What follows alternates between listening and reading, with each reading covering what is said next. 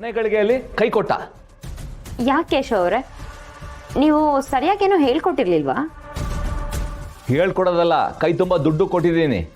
ಏನು ಕೇಶವ್, ಒಂದು ಪ್ಲ್ಯಾನು ಸರಿಯಾಗಿ ಎಕ್ಸಿಕ್ಯೂಟ್ ಮಾಡೋಕ್ಕೆ ಬರಲ್ವಲ್ಲ ನಿಮಗೆ?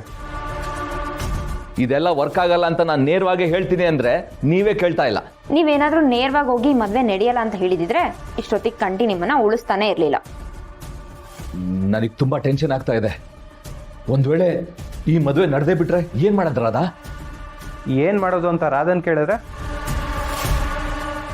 ಅವಳೇನು ಹೇಳ್ತಾಳೆ? ರಾಧಾ ಹೇಳಿದ್ದಕ್ಕೆ ತಾನೇ ನಾನು ಪುಟ್ಟಕ್ಕನ ಮನೆಗೆ ಹೋಗಿ ಮದುವೆ ಮಾಡೋಣ ಅಂತ ಕೇಳ್ಕೊಂಡಿದ್ದು. ಈಗ ನಿಲ್ಲಿಸೋದಕ್ಕೂ ರಾಧಾನೇ ಪ್ಲ್ಯಾನ್ ಕೊಡಬೇಕು. ನೋಡಿ ಕೇಶವ್ ಅವರೇ, ಸದ್ಯಕ್ಕೆ ಈಗ ನಾವೇನು ಮಾಡೋಕ್ಕಾಗಲ್ಲ. ಕೊಟ್ಟಿದ್ದ ಪ್ಲ್ಯಾನ್ ಕೂಡ ನೀವು ಸರಿಯಾಗಿ ಎಕ್ಸಿಕ್ಯೂಟ್ ಮಾಡಿಲ್ಲ.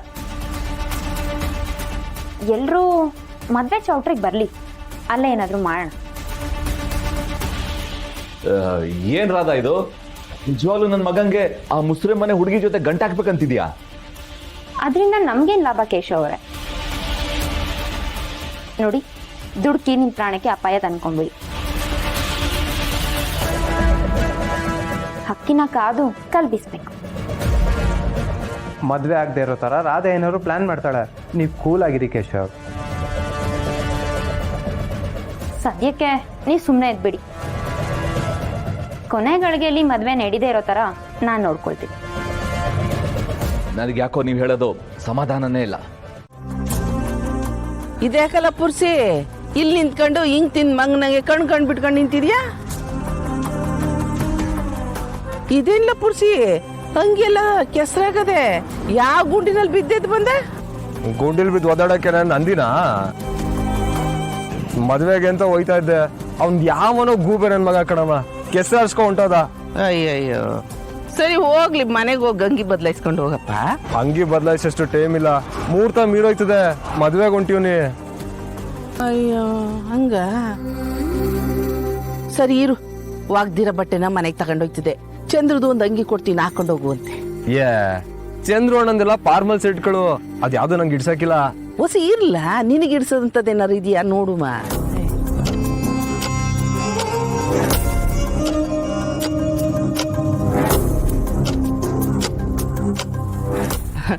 ನೋಡು, ಇದಾಯ್ತದ ಅಂತ.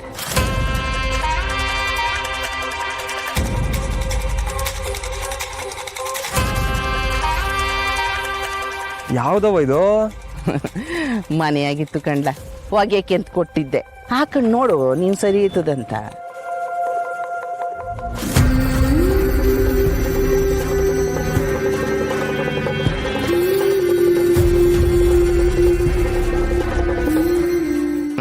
ಚೆನ್ನಾಗಿ ಕಾಣಿಸ್ತದೆ ಕಣ್ಲ.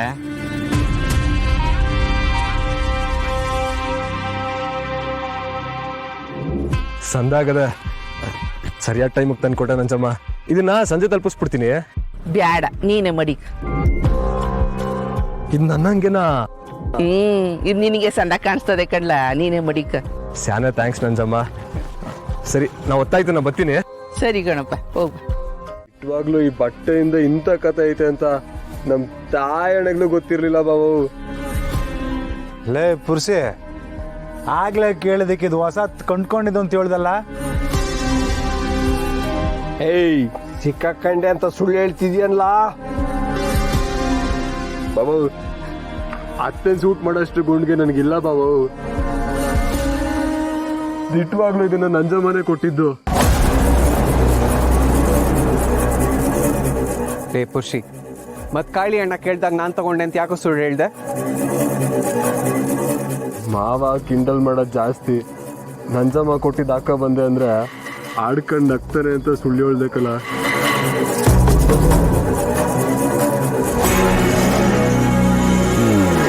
ಬಾಬಾ, ನನ್ನ ನಂಬಿ ಬಾಬಾ, ನಾನು ಸುಳ್ಳು ಹೇಳ್ತಿಲ್ಲ ಬಾಬಾ. ಅಷ್ಟಕ್ಕೂ ಅವತ್ತು ಅತ್ತನ್ ಸೂಟ್ ಮಾಡಿದಾಗ ನಾನು ಅಲ್ಲೇ ಇರ್ಲಿಲ್ವೇ?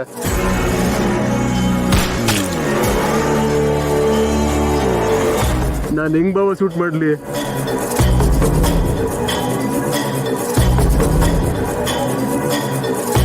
ಕಂಟಿ ಅಣ್ಣ, ಪುರುಷಿ ಮೇಲೆ ಡೌಟ್ ಪಡೋದು ಬೇಡ.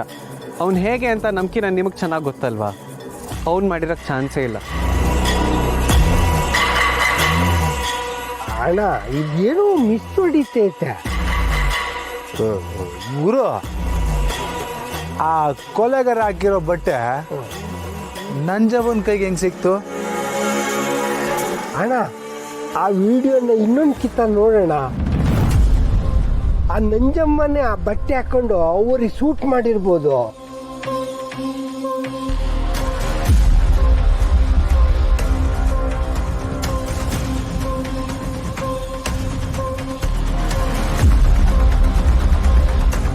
ಇಲ್ಲಕಲ್ಲ ಇದ್ಯಾರ ಗಂಡ್ಸ್ ಮಾಡಿರೋದು.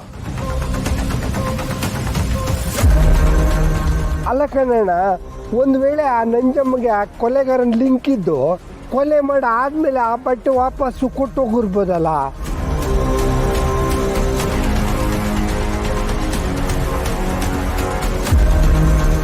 ಹಣ ಇದ್ರೂ ಇರ್ಬೋದು. ಅವ್ರ ಮೇಕೆ ಅನ್ಮಾರ ಬರಬಾರ್ದು ಅಂತ ಪುರ್ಸಿ ಗಂಟಾಕಿರ್ಬೇಕು.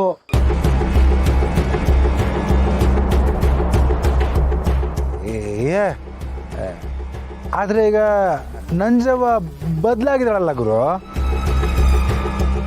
ಏಯ್ ಅವು ಚೋಳು ಇಸೆ ಕರಕ್ಕಿಲ್ಲ ಅಂತ ಹೆಂಗ್ಲ ನಂಬೋದು?